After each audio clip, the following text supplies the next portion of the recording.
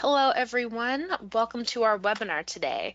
The topic for this webinar is Evaluating Massachusetts Connected Solutions Program, Strengths and Weaknesses from the First Program Cycle. This webinar is being presented by Clean Energy Group, and we're very happy to have a guest speaker with us today from Applied Economics Clinic. Before I pass it over to our excellent panel of speakers, I'd like to go over a few quick webinar logistics. All of our attendees for this webinar are in listen-only mode. You've got a couple of options to join the audio portion of the webinar. You can call in via telephone, or you can connect via your computer, mic, and speakers. If you'd like to minimize the webinar console so that you can view the presentation full screen, you can click on the orange reddish arrow that you see circled there. You can also click on that arrow to expand the control panel. One thing you might like to do with that webinar console is to submit your questions and comments. We will be having a Q&A following our presentation. We're trying to save plenty of time for questions with the audience, and we'll get to as many as we can. So do type your questions and comments in when you think of them, and we will get to as many as we can. A final note, this webinar is being recorded. We will send you an email with a link to our website, which will have a copy of the webinar recording and a PDF of the slides. So we will probably get that out to you this afternoon. And you can also find that recording and many others, information about archived and upcoming webinars on our website at cleanegroup/webinars. So with that, I'm now going to pass it over to our moderator for today's webinar, Todd Olinsky-Paul. Todd is a Senior Project Director here at Clean Energy Group, and he is going to start us off. Todd, over to you. Thanks, Samantha. I hope everybody can hear me okay. This is Todd Olinsky-Paul from Clean Energy Group, and I'm going to do a brief intro, and then I'll turn it over to our featured speaker for today. We wanted to acknowledge our funders, first of all, who make all of our work possible. And you can see a number of them on your screen. Particularly want to thank Barr Foundation for supporting the energy storage policy work and other work around energy storage that we do in Massachusetts and New England, and also Merck Family Fund. Next slide, please. So this topic, this webinar, and the report that goes along with it fit generally into our energy storage policy for states program. And so basically, just to make this sort of concise as possible, Clean Energy Group and Clean Energy States Alliance work to support state energy storage policy and program development across nationally, not just in New England.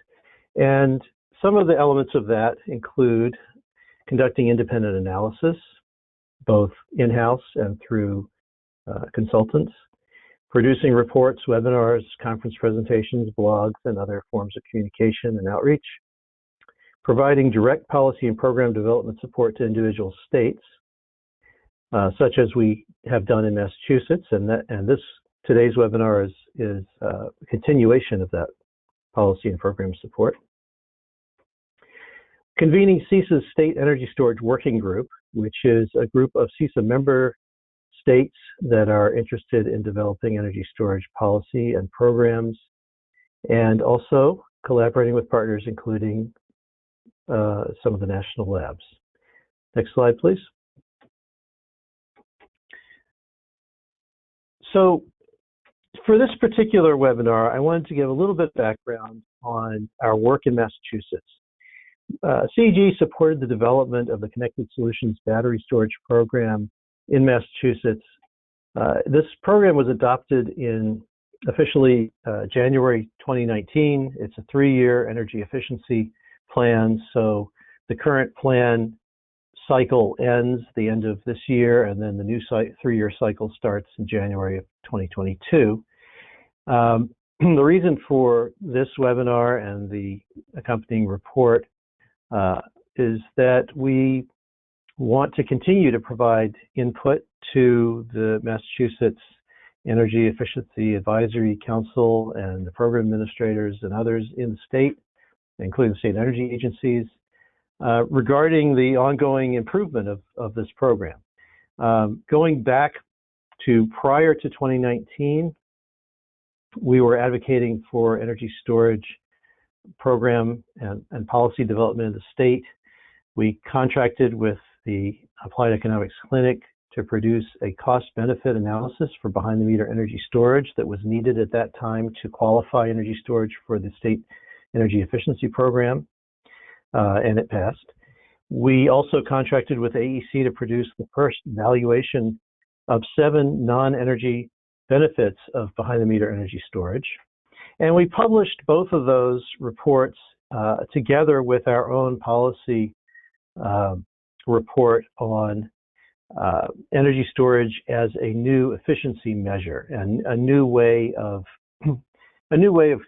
conceptualizing energy efficiency that goes beyond the traditional way of thinking about efficiency as reducing net consumption, and adds in the additional concept of shifting peak demand and from high demand to low demand hours during the day. So that report is the one on the left here on the screen. It's called Energy Storage, the New Efficiency.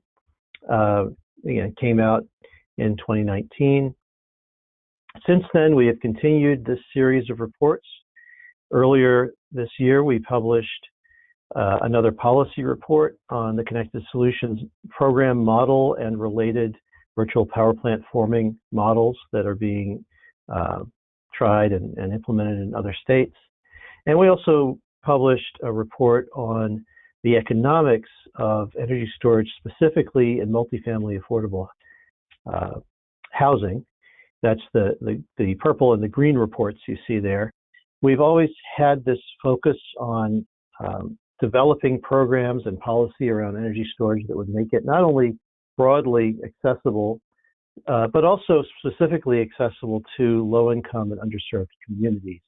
And that's very, very important, and it's a big part of what we're going to be talking about today. Finally, we recently published a report called Energy Storage Policy Best Practices from New England that basically took the best practices and lessons learned from not only Massachusetts, but the other New England states, and sort of put those out there, to be used by other states in developing their own programs and policy. And all of these are available for free. You can download them from our publications library. Next slide, please. So the key elements of this program model, the Connected Solutions program that we're going to be talking about today, basically the concept here is that battery storage is made eligible for as a state energy efficiency measure through the 3-year energy efficiency plan. And then customers can either purchase or lease batteries, install them behind their own meters, and then sign a contract with their utility through which the utility becomes the customer or the off-taker for battery services. It's a pay-for-performance contract. So utilities are paying only for the services that are actually received, and the services are essentially reducing peak demand. And so that's a service that saves money for all the ratepayers. You can and should include equity provisions in this model program, and other states are doing that, and we hope that Massachusetts will as well. And aggregators can also become involved by marketing the program, enrolling their customers, aggregating those customers, and then contracting them into a utility program. The reason that this makes sense to do as an aggregated sort of virtual power plant model is that through these contracts, customer batteries are used to reduce system-wide electric demand peaks rather than each customer individually reducing their own peak. And the problem with individually reducing your own peak is that while it may still save you money, and it may benefit other ratepayers. It may not benefit other ratepayers, because if your peak doesn't come along at the same time as the regional peak, then reducing your peak does nothing to reduce the regional peak, which is the most costly and a very highly polluting period of the day. And so the ratepayer, the broad benefits to all the ratepayers come when you reduce that regional peak. However, even though you are directing these customer batteries toward a regional peak reduction goal, you're still getting other benefits to the storage owner or lease holder. Now, and those include things like revenues through the program. You can increase your use of solar, for example. You can increase your energy resilience during grid outages, and you could get other benefits. All customers are able to participate in this program, regardless of whether you're residential or commercial, wherever you happen to be located, whatever utility you happen to be in, as long as it's a public and regulated utility. And these multi-year utility contracts with customers have a very important benefit of de-risking energy storage investment. So what I mean by that is that it makes it easier to finance energy storage investment if you can show that there's a 5-year contract for predictable revenues attached to these investments. And that makes it easier to develop project pipelines, especially in overburdened communities where energy storage is needed the most. Next slide, please. So here's an example for just a hypothetical customer. And we'll say it's a commercial customer, and they're installing a 60 kilowatt hour battery, and they sign up with their utility for the summer daily dispatch program. The performance payment rate for that program is $200 per kilowatt, and that's averaged across 3-hour dispatch calls for the season. So the way that works is you have your 60 kilowatt hour battery. In over a 3-hour call, that averages out to 20 kilowatts per hour of load reduction. You then take that 20 kilowatts of average load reduction, multiply it by the $200 incentive rate, and you come out with a $4,000 maximum seasonal payout for that one summer season. Now, that assumes that the battery is fully charged and fully dispatched every time you get that utility signal, and that you didn't opt out, which you can do, of any of those utility dispatch calls. And that's just one example. Obviously, there are others. The program has been adopted in Massachusetts, Rhode Island, Connecticut, and similar programs are in other states. And there are different rates depending on what state you're in. There are summer rates and winter rates, and in some cases there are multiple summer programs to choose from. So this is just one example of how those economics might work. But the point is that if you look at the battery as a 10-year, having a 10-year lifespan, and you multiply this out, you can see that you could quite easily reach a payback well within the lifespan of the battery. Next slide, please. So as I mentioned, the ConnectedSolutions model developed in Massachusetts has spread. It's effective now in Rhode Island and Connecticut as well. Connecticut has also adopted a very similar 9-year program with the goal to place 580 megawatts of new energy storage behind customer meters in Connecticut. New Hampshire has a proposal. Maine has legislation saying that they're going to now put batteries into their efficiency program. And there are similar programs being developed in other states as well. Here in Vermont, where I'm located, we have Green Mountain Power with a couple of programs. They have more than 3,000 batteries now behind residential meters that they dispatch on peaks. There's the Liberty Utilities program in New Hampshire, and other programs in New York, California, Oregon, and a few other states. Next slide, please.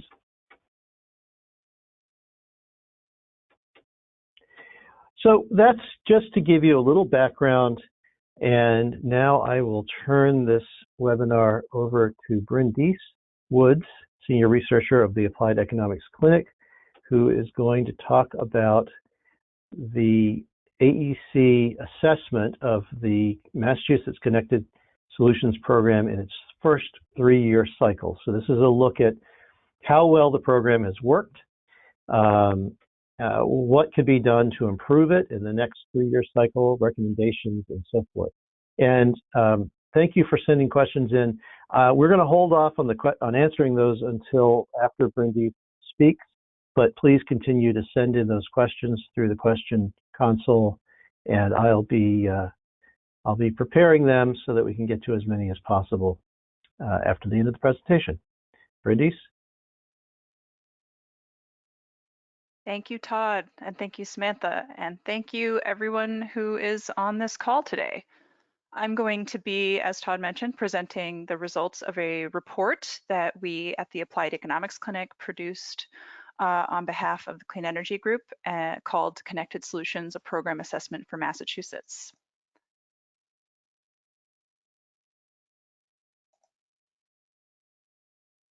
So a little bit about my organization, the Applied Economics Clinic.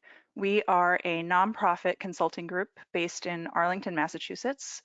We provide our expert services on behalf of our clients, who are primarily public interest groups in our areas of expertise, which are energy, environment, consumer protection, and equity.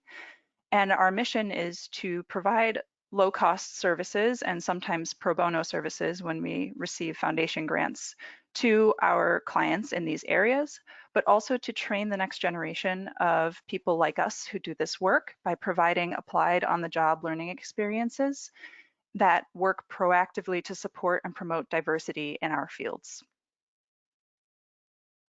So today I'm going to be presenting the report, which is basically structured in 3 main parts. So the first part is an assessment of the performance of the Connected Solutions program to date.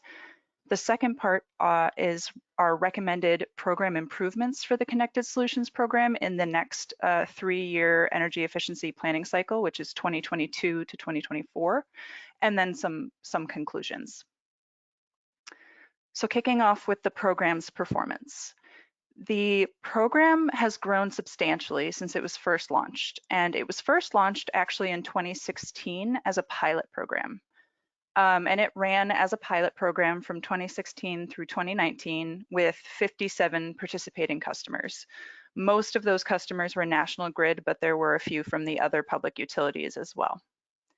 And that performance of the pilot program was convincing enough to warrant a full-scale program launch in 2019, when the program was included in the 3-year efficiency cycle that is running now from 2019 through the end of this year, through the end of 2021. And over that time, during its period as a pilot program and as a full program across the entire state, the Connected Solutions program has contributed to progress regarding Massachusetts's clean peak, peak shaving, and energy storage goals.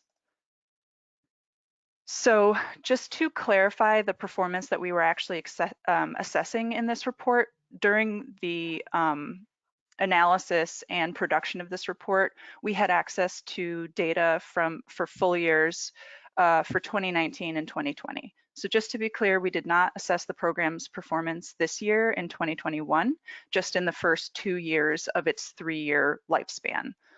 But even so, we see substantial growth in the program during that period.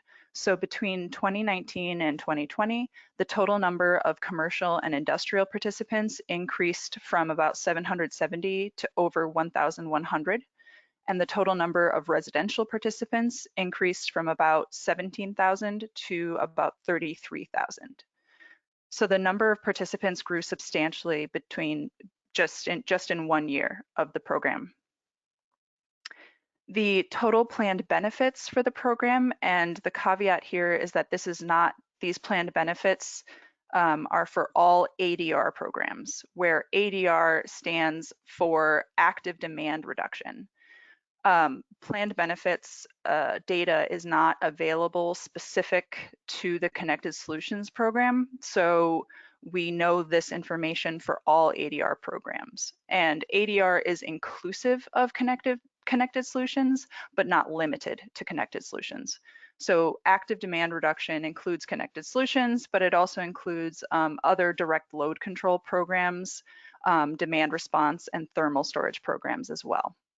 But the planned benefits for all of these programs increased substantially, 76% between 2019 and 2020 for commercial and industrial programs, and almost 450% for residential.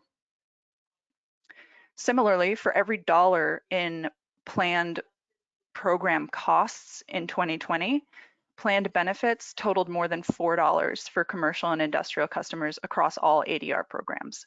That was much higher than what the program administrators had anticipated in their benefit cost ratios, which was $3.80. And a similar story for residential. For every dollar in planned program costs in 2020, planned benefits totaled $2.14, again, higher than what the program administrators had expected, which was $1.78. And in 2020, all ADR programs, all active demand reduction programs, including Connected Solutions, served to reduce the statewide peak summer load by almost 1%, with benefits that far exceeded their costs.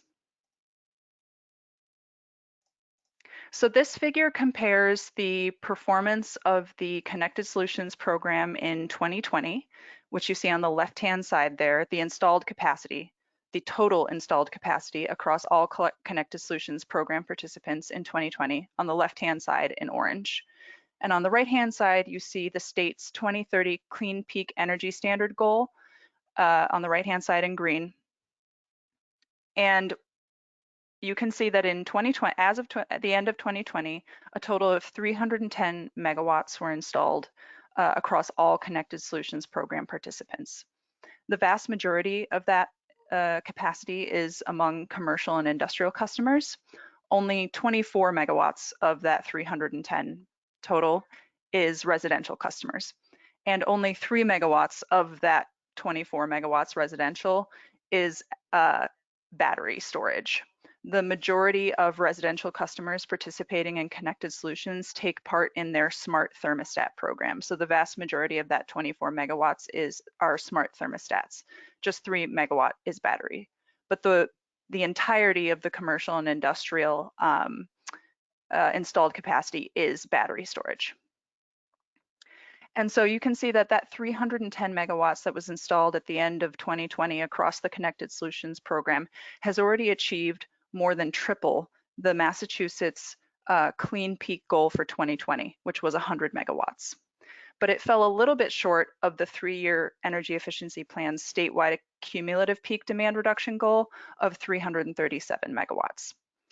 That said, it's not the end of 2021 yet, and very possible that it will meet that goal by the end of this year. It was only 27 megawatts shy. On the right-hand side, though, you can see that the state's 2030 clean peak goal, which is 2,750 megawatts, would require a drastic increase in the Connected Solutions program installed capacity in order to meet that goal. If Connected Solutions were the only program that were going to contribute to meeting that target, that 2,750 megawatt target, the program would need to grow its installed capacity by about 800% over the next decade. Now, the caveat here is that Connected Solutions is not the only program that is going to provide the peak savings that are needed to meet that 2030 goal or the 2020 goal. Energy efficiency programs also contribute peak savings, as do other programs like the Massachusetts SMART program, which I'll talk a little bit more about later. But this just gives a sense of the scale that's going to be needed in terms of how this program will need to ramp up over the next decade in order to meaningfully contribute to meeting the Commonwealth's clean peak goals. So the second part of the report makes some recommended program improvements for the Connected Solutions program in the next energy efficiency cycle running from 2022 to 2024. And so the way that we did this was that we assessed similar programs from elsewhere across the country. So we looked at battery storage programs, battery storage targets, battery incentives, and low and moderate income battery programs across the United States. And you can see sort of a summary of that information here on this map. The green shading indicates just each state's utility scale installed battery capacity, and that's just simple EIA data. And then the symbols on the left there show you which states have a battery target, whether that target is in progress or active, which states have a low and moderate income battery program, which states have utility battery incentives, and which states have customer battery incentives. And a caveat is that Maine has a battery incentive program now, which was adopted during the final production of this report. So there is a symbol missing for Maine here. Maine should have been included if this were completely up to date. And what we found when we assessed all of these battery programs from across the country is that Massachusetts is a national leader. And the elements that make Massachusetts a national leader on energy storage policy include the fact that we offer low-income incentives that target both upfront costs and ongoing costs via the SMART program that I referenced earlier, so the Solar Massachusetts Renewable Target Program. That program doesn't target storage specifically, but battery storage resources are eligible to participate in that program. Massachusetts also has a mandatory statewide clean peak energy standard, which I talked a little bit about in that summary figure before, whereby 46.5% of electric sales in 2050 have to be met with clean peak resources that include battery storage. Massachusetts also has a mandatory statewide battery storage target of 1 gigawatt hour by 2025. And finally, we have the Connected Solutions program, and that offers seasonal-based customer performance incentives for battery storage that serve to enhance the effectiveness at reducing both winter and summer peak demand as distinct types of peak demand. That said, despite the fact that Massachusetts is a national leader, there are definitely some ways that the program could improve given what we saw across similar programs from the rest of the United States. The first is that Connected Solutions should develop specific income eligible enrollment targets or carve-outs for the next energy efficiency plan from 2022 to 2024. And those carve-outs should be broken out by technology and should include specific income eligible targets. What a carve-out would do is it would set aside a portion of the incentive budget to support income eligible battery storage customers, and it would make it easier to track the participation of those low-income customers in the program. The second recommendation that we made was that Connected Solutions should offer higher incentives for income eligible customers. And that Massachusetts should consider other equity provisions like upfront rebates and on-bill payments. What that would do is it would serve to enhance participation among income eligible customers in the Commonwealth, particularly because a barrier to participation for a lot of those customers are the upfront costs, the lack of capital needed in order to purchase and install a battery. Things like higher incentives could help with that, as could upfront rebates and on-bill payment mechanisms, whereby they can make an initial investment with a lower cost upfront and then pay back that cost over time. We also found in other states that there are other kinds of equity provisions that the state can and should consider. So for example, in California, their battery program offers enhanced performance payments for specific kinds of vulnerable customers. So not just low-income customers, but also households that have recently experienced power shutoffs, customers with serious illnesses, and other kinds of broader equity criteria of that kind. Those are additional equity considerations and equity criteria that the state should be considering for the Connected Solutions program as it moves forward. The third recommendation that we made was that Connected Solutions program administrators should provide more detailed program data so that we can better track the progress of the program and its contribution towards the Commonwealth's energy storage and clean peak goals. So, for example, none of the data that is currently made publicly available contains any information about low-income customers, about their participation, their savings, their benefits, or their costs. So we are at present unable to say whether that is because no low-income customers have signed up for the Connected Solutions program, whether that's because low-income data are being included in as a subset of total residential, whether they're just including low-income in residential reporting, or whether they can't disaggregate low-income from residential data because of privacy concerns, or whether it's for some other reason.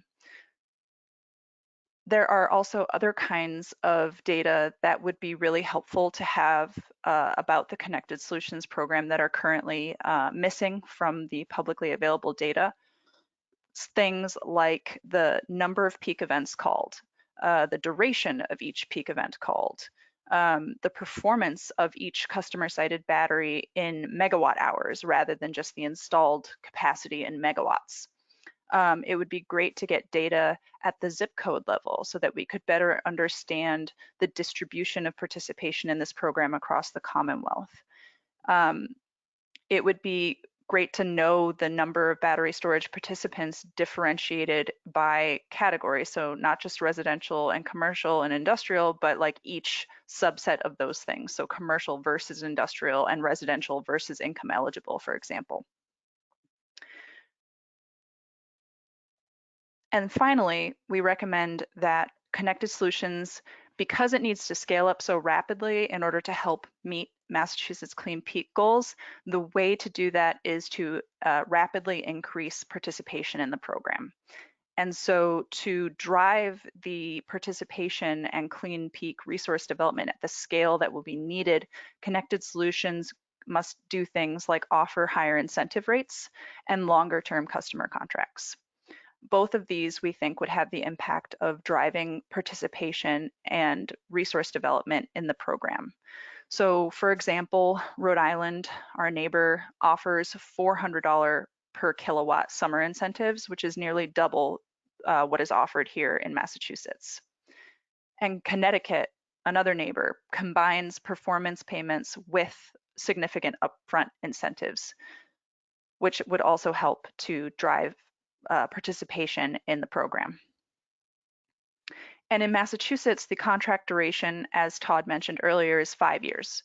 And there's currently no assurance that the contract would be renewed in year 6. And there's also no assurance that the rates would be comparable in year 6 as they were in years 1 through 5. Other states have offered longer contract durations. For example, in Vermont, Green Mountain Power's Bring Your Own Battery program offers 10-year customer contracts. So not only offering higher incentives, but longer term contracts would both have the effect of enhancing participation in the program because, as Todd mentioned, people would be in a better position to make the decision about making an upfront investment when they know for sure that they are going to be receiving these performance payments over a long time period and that these performance payments are substantial.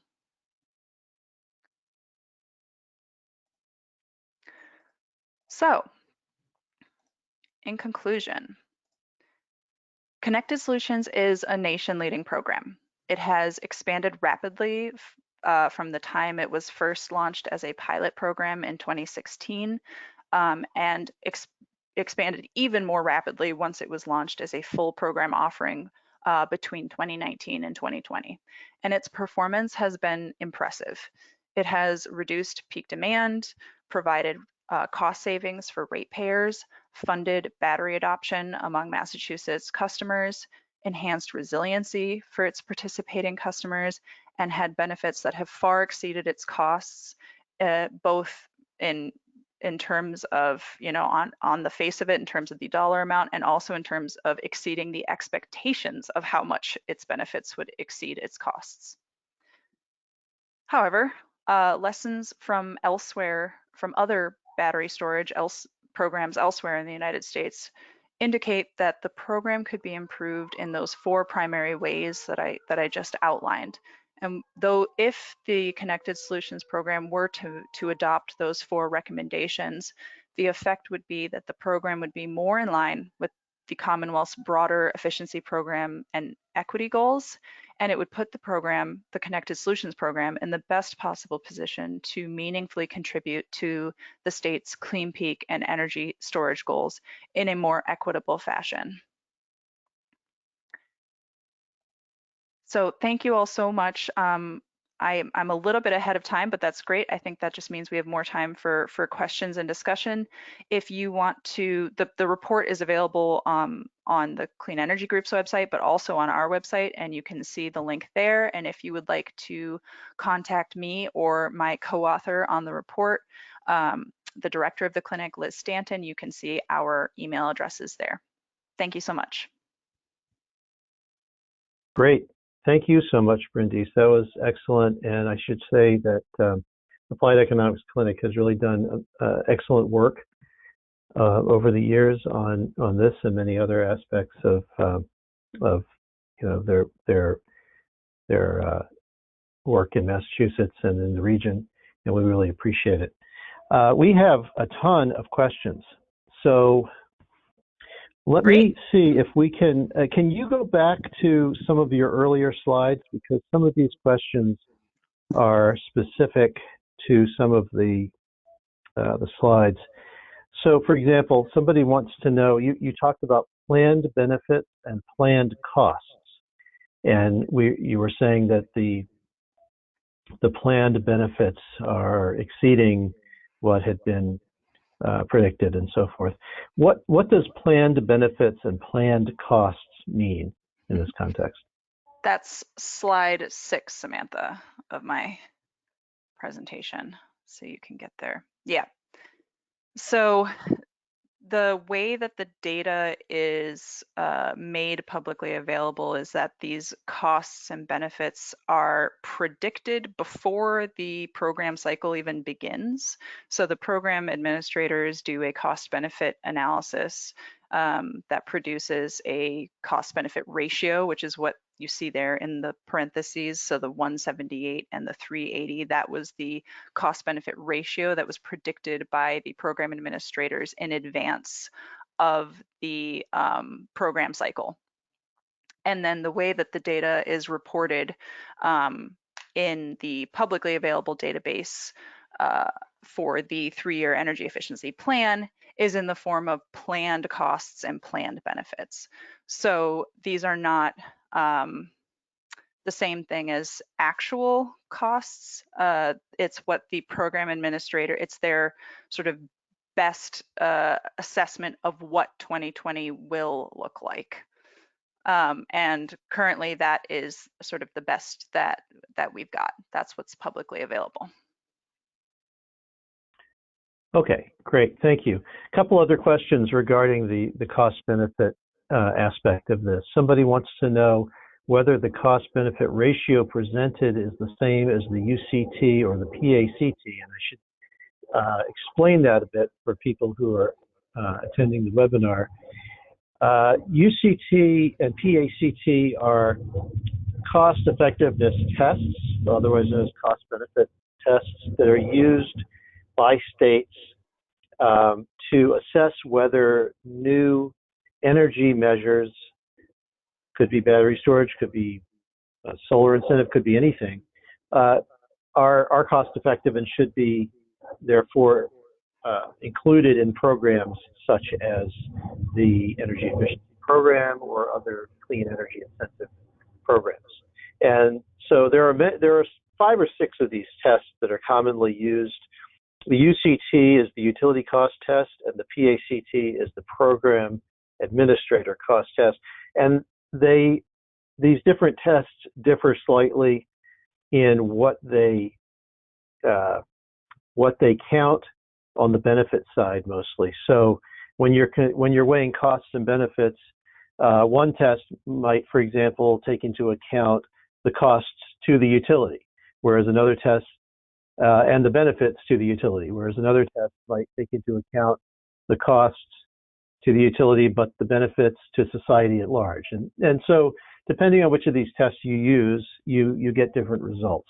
So having said that, Brindis, do you happen to know whether the cost-benefit ratio is the same as the UCT or the PACT or something else?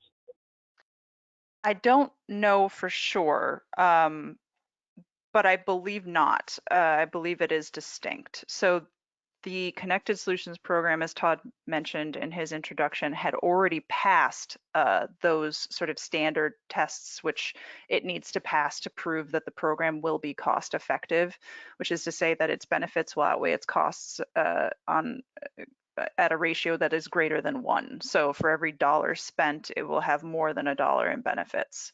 And then my understanding is once it's passed that test, it's put to a BCA or BCR test, benefit cost assessment or benefit cost ratio test, that attempts to conduct a really similar analysis but distinct, that is the program administrator's sort of best guess about what that program's actual costs and benefits will be, with sort of greater granularity of information, because they're in a position to know more of the details about the exact scope and bounds of what that program implementation is actually going to look like.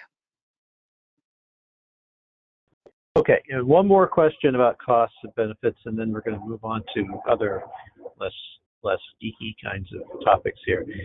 Question is, what costs were included in the planned program costs? Did it include the cost of the battery systems? And I should note here that the battery systems are being purchased or leased by customers, not by the utilities who are in the program. So I'm assuming that didn't, but do you know whether the costs were included, the costs of battery systems were included in the cost side of the analysis?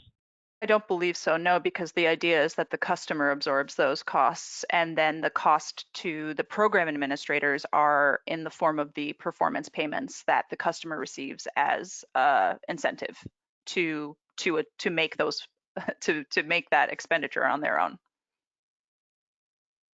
Okay, thank you. On the chart that you showed with the 2 bars, how much of the commercial industrial capacity was batteries versus other traditional DR resources? Is that all batteries, or is some of that is something all else? So on the commercial and industrial side, that is all batteries. On the residential side, it's a minority batteries, and that's just because so the 3 Connected Solutions program options that are available to commercial and industrial customers are all for battery storage. So the varying types are just like a winter, summer, and then a targeted dispatch program for commercial and industrial customers. But that is all battery storage on the commercial and industrial side. Residential customers also have 3 program options, but only one of them is for batteries. So one is for a residential battery. The other 2 are for smart thermostats and electric vehicle charging. So those 2 operate more like direct load control programs, where basically you give the utility permission to turn your smart thermostat down or up, as the case may be, in the summer or the winter, a couple of notches, and similarly to draw the power stored in your electric vehicle battery at times of peak demand. So only a minority of batteries on the residential side, but on the commercial and industrial side, 100% of that is battery storage. Great, thank you. Here's a question that I think I can answer, which is whether there are upfront incentives in Massachusetts and whether that only applies to batteries that are installed with PV in the SMART program, which is a solar incentive program. And I believe the answer to that is the only upfront incentive for storage that I'm aware of in Massachusetts is for batteries installed with PV in the SMART solar incentive program, which has a battery adder. There is no upfront incentive in the Massachusetts Connected Solutions program.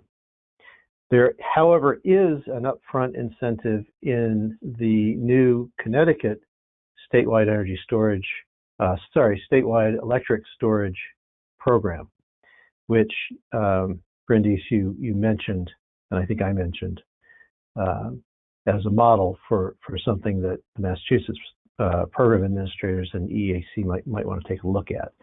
And I should say that that is a 580 megawatt 9-year program in Connecticut, and it's got a lot of equity features and well worth taking a look at. Brindis, did you want to add anything to that before I go to the next question? No, I share your understanding completely of everything you just said. Okay. Somebody wants to know why AEC did not mention a major barrier to entry that the utilities have created in Massachusetts by limiting which battery and or inverter companies can participate in the Connected Solutions program. And this person is saying this is a serious matter for an emerging market and serves to limit entry for newcomers. And I know that for a lot of these state customer energy storage programs, there is such a limitation. There's a pre-approved list of battery or inverter companies that are accepted into the program, and the reason for that is that, as I understand it, is that the utility has to have the ability to communicate with those systems, and so because there's not a universal standard for batteries and inverters, communications software and hardware, there may be some systems on the market that the utility would not be able to signal, and so that's why they are providing these pre-approved lists. But it does seem to be limiting participation. Can you speak to that at all? Is there anything about that AEC might have looked at? We didn't look at that. It's a really good point.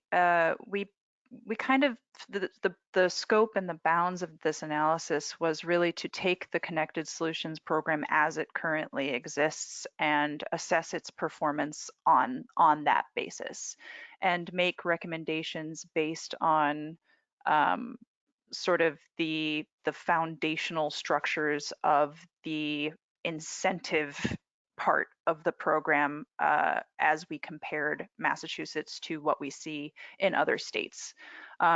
Because we were focused primarily on sort of enhancing the equitable nature of this program and the participation of low-income customers, we were much more focused on the incentive side of things than on the question of which technologies are eligible to participate.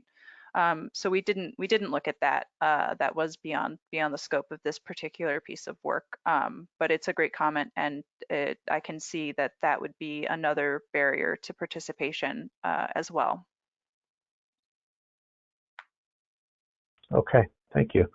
A couple of people are asking about the performance of batteries versus other types of demand-reducing measures. So, any insight on the performance of batteries versus thermostat demand response in contributing to peak reduction, asks one person. Another one says, can you identify contributions of thermal storage versus batteries to storage capacity? Do you have any insight into those kinds of questions? I don't. And the reason that we don't have any insight into those questions is because of the data issue. So this was something we ran into repeatedly during the production of this report, that often the data is just not available at a disaggregated enough level to speak to those kinds of granularities, um, not only within the Connected Solutions program, but within all the active demand response programs as well. So thermal storage, for example, is an ADR program, an active demand response program, but that type of program reporting very rarely breaks out by program type. And then when we get to the Connected Solutions program, when it does break out by type, it doesn't break out by specific program. So in general, things are being reported for the entire Connected Solutions program, distinguished only by commercial and industrial versus residential. So for residential, for example, we don't know, besides installed capacity, that's the only thing that we're able to see distinguish between batteries, smart thermostats, and electric vehicles. So we aren't able to answer those kinds of questions given the publicly available data at present. Yeah. Okay. Thank you. This is a serious issue, and I just wanted to add to what you just said, Brandice. These are public programs. They're supposed to be transparent to some degree. I mean, obviously, we can't expect to see, anybody's particular, data about their energy usage or something. That wouldn't be public information. But overall, this kind of overall program implementation information is really critical, and it's very difficult to understand how effective these kinds of programs are and where they should be improved if you simply can't get the information. And it's incumbent upon, I think, the program administrators to provide the information on the programs they're administering. And so I'll just leave that there. I think that's a really critical point. Okay, here's an interesting question. Any insight on value to meet winter peak? Seems like benefits are minimal now, but might increase in the future. That's certainly something we're looking at. Brandice, do you want to speak to that?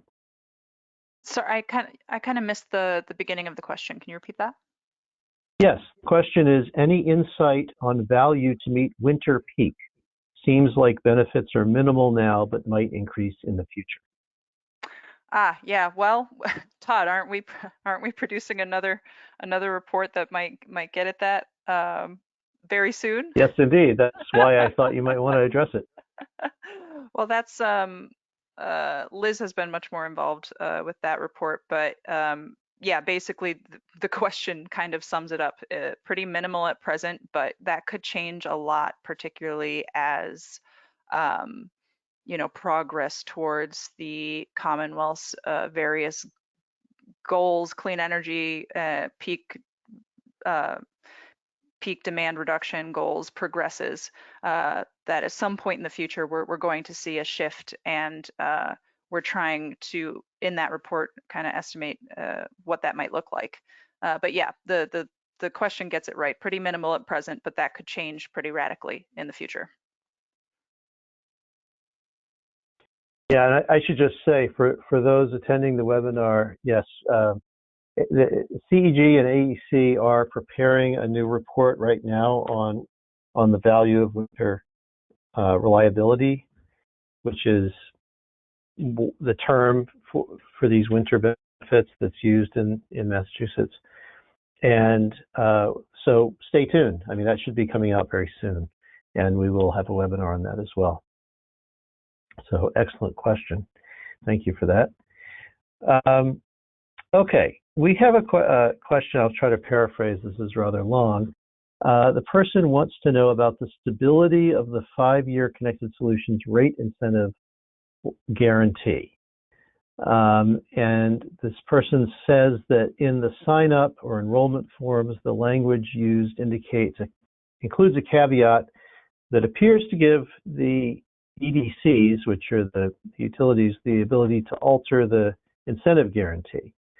Is that correct? I'm not sure I see that in the language, but Brindice, have you looked into the contract language at all?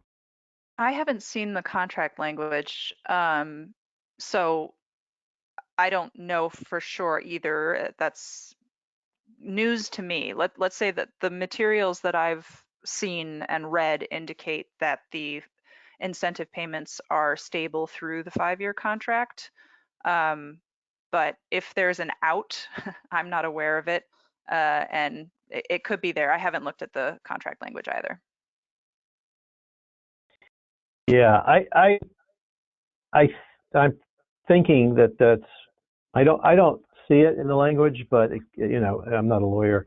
I will note, however, that the 5-year contract duration doesn't really fit well within a 3-year program cycle.